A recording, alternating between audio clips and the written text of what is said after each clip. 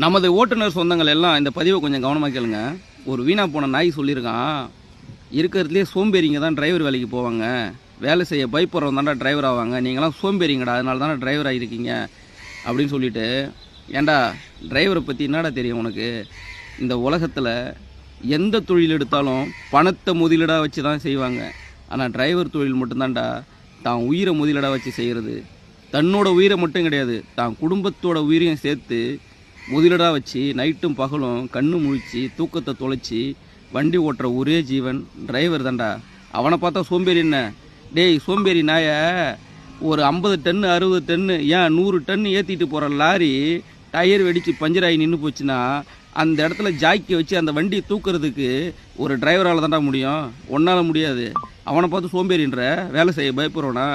ஒரு போல்டு கயிட்டுறதுக்கு எவ்வளோ பவர் வேணும் தெரியுமா? ஒரு லாரி டயரில் ஒரு போல்டு கயிட்டுறதுக்கு